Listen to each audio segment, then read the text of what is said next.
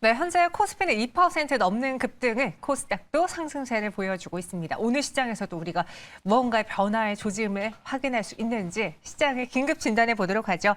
이 시간 뉴스탁 유창희 대표와 함께 하겠습니다. 어서 오세요. 안녕하십니까. 안녕하세요.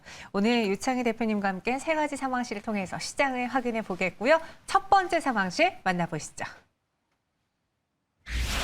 포스코 지주회사 전환한다. 사실 뉴스가 나오기 전에 그냥 포스코의 주가를 보고 왜 올랐지?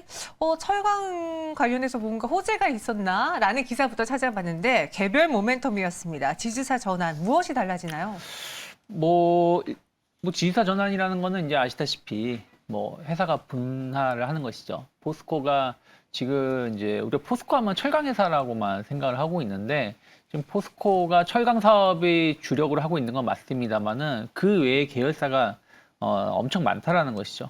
포스코 케미칼, 포스코 철강, 포스코 관련된 이름이 다 붙어 있는 거는 다 포스코 계열사로 보시면 될 것 같아요. 최근에 SK텔레콤이 분사한 것도 그러한 이슈랑 비슷하다 생각하면 될 것 같아요. 그래서 아예 투자 회사를 놔두고 그리고 포스코는 그냥 철강으로만 해서 우리가 이제 보통 지주사라 그러면 네, 할인 가치라는 게 좀 있거든요. 맞아요. 그러니까 아무리 계열사 실적이 좋게 나와도 지주사가 예를 들어서 삼성물산을 놓고 본다면 삼성물산이 삼성바이오로직스의 시가총액을만 반영을 한다고 해도 삼성물산은 상당히 저평가거든요.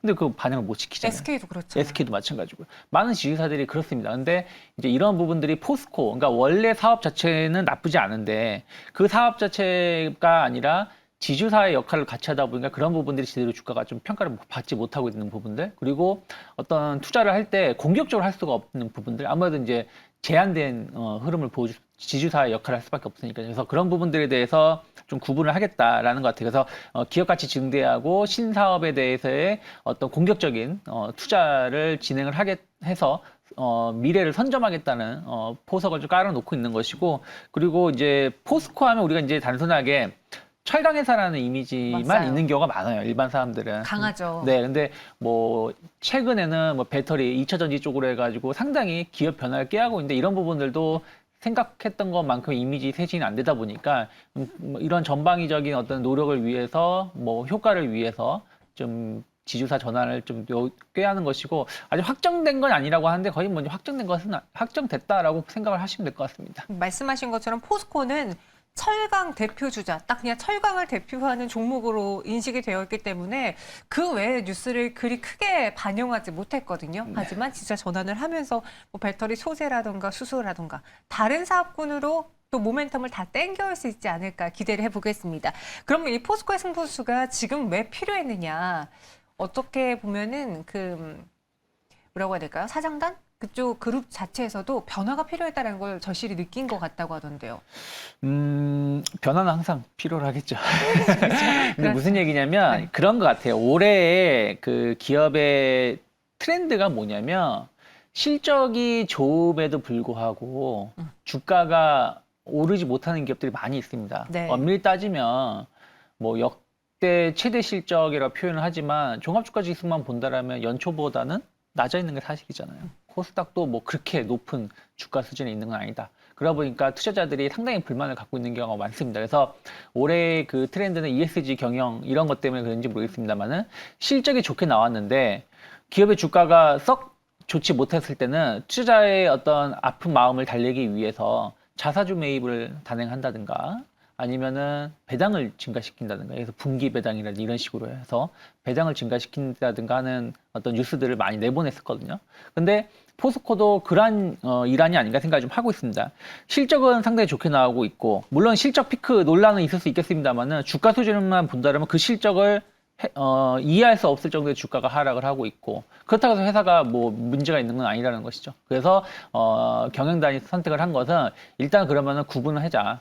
최근에 또 보면은 올해 작년에 또 많은 기업들이 시도를 한 게 아예 지주사 전환 체계를 꾀하는 회사들이 많이 있었거든요. 네. SK텔레콤도 아까 계속 말씀드렸지만, 그래서 그런 부분들에 따른 흐름들을 이어가려고 하는 것이 결정적인 역할이 아니었나 생각하고 있습니다. 알겠습니다. 제가 주식하면서 투자자 입장에서 제일 싫어하는 단어가 피크아웃 우려거든요. 네.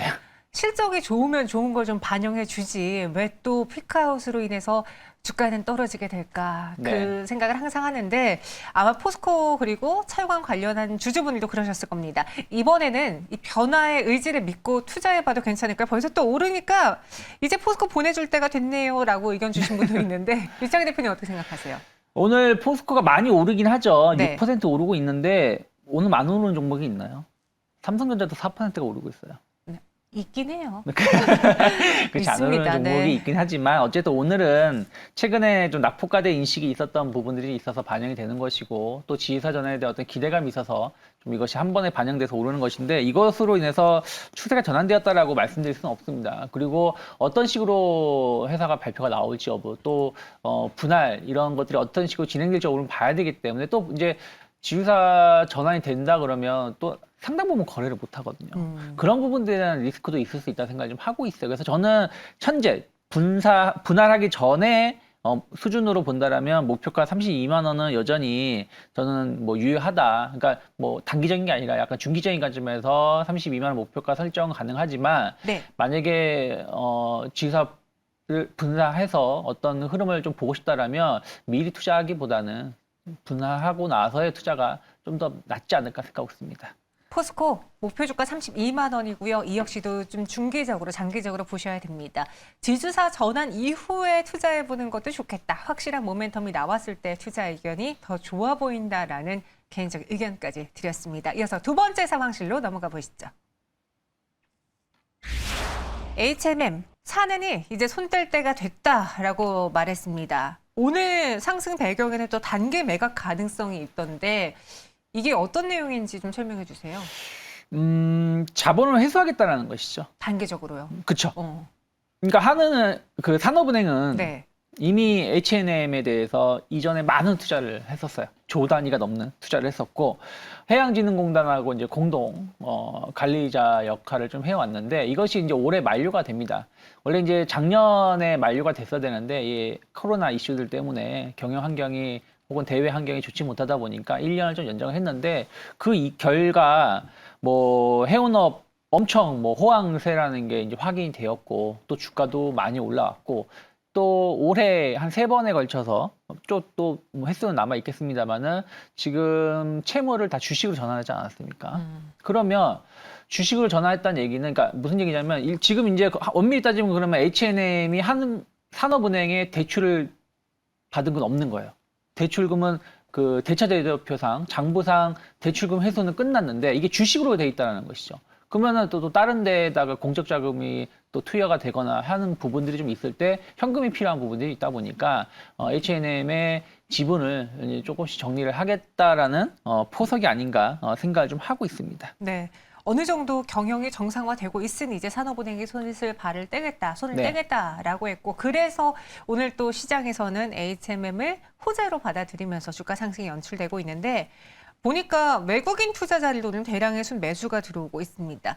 또 HMM을 개별적인 모멘텀 외에 거시적인 환경으로 봤을 때 공급망을 체크해 볼 수 있는 거잖아요. 네. 조선해운주들의 경우는 최근에 뭐 물류 그리고 공급망 이쪽을 봐야 되는데 블랙 프라이데이랑 또 크리스마스 있습니다. 최대 성수기인데 누릴 수 있을까요? 최대 성승이 이미 끝났죠.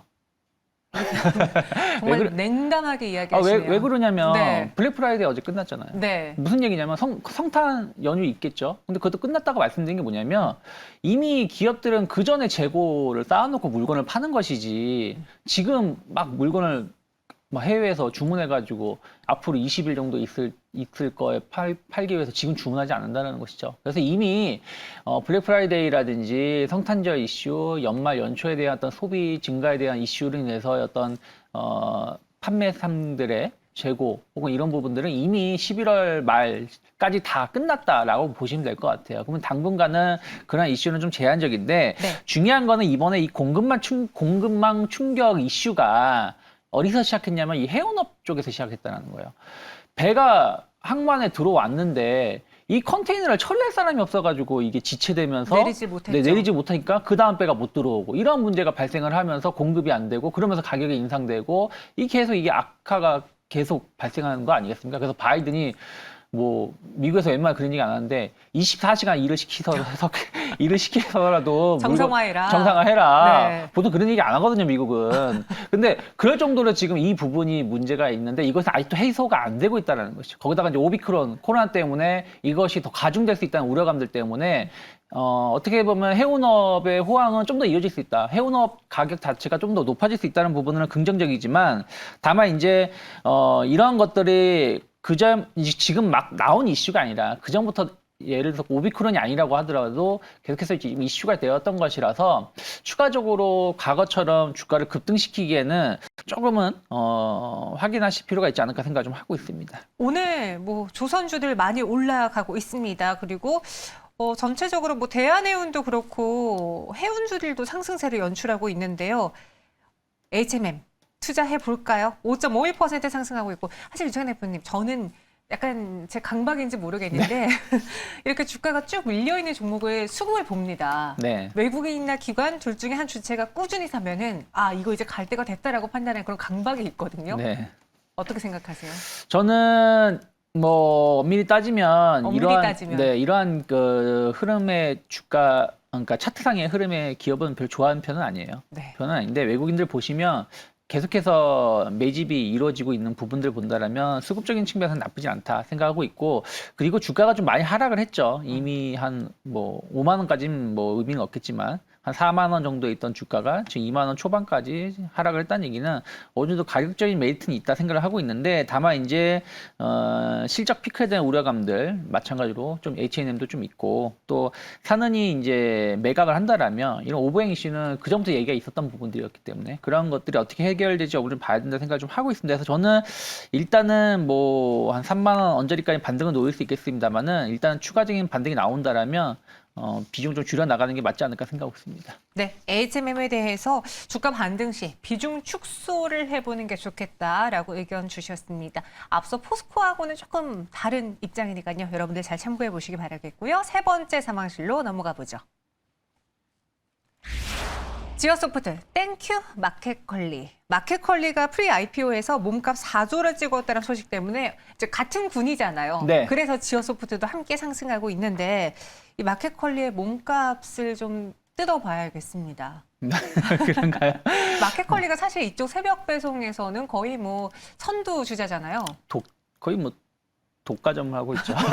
네. 물론 이제 쿠팡도 배송을 하고 있긴 합니다만은 어쨌든 마켓컬리가 새벽 배송이라든지 이런 부분들로 시장을 선점을 했고 상당한 좀 인기를 끌고 있습니다. 그리고 흑자를 내고 있다는 것이죠. 뭐 예를 들어서 뭐 쿠팡은 여전히 적자 기업이고 그래서 이런 흑자를 내고 있다는 게 오픈 마켓 온라인 마켓 기업들이 쉽지 않은데 그런 것에 대한 어떤 매력도 높다. 그래서 최근 2,500억 정도 규모 프리 IPO도 성공을 좀 했고 또 몸값이 지금 시간에 장외시장에서 얼마 전까지만 해도 한 2조 원 초반 정도에서 근데 지금 4조 원대까지 올라갔다고 하죠. 그래서 상당히 상장을 앞두고 상장에 대한 어떤 기대감들 이런 것들이 투자자들한테 좀 관심을 좀 불러일으키고 있다. 특히 이제 신선식품 시장은 계속해서 가파르게 성장하고 있어요.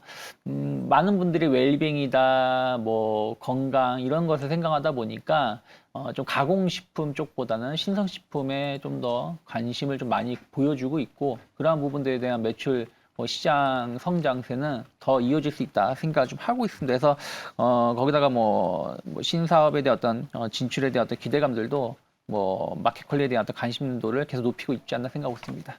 신사업을 또 진출 중에 있는 지어소프트고요. 코로나19 변이 바이러스로 인해서 다시 또 좀 거리두기 단계가 강화된다면 배송에 대한 수요도 더 늘어날 것으로 보여지는데 이런 걸 다 고려해 봤을 때 지금 지어소프트의 주가가 많이 밀려와 있는 상황이거든요. 고점 네. 대비.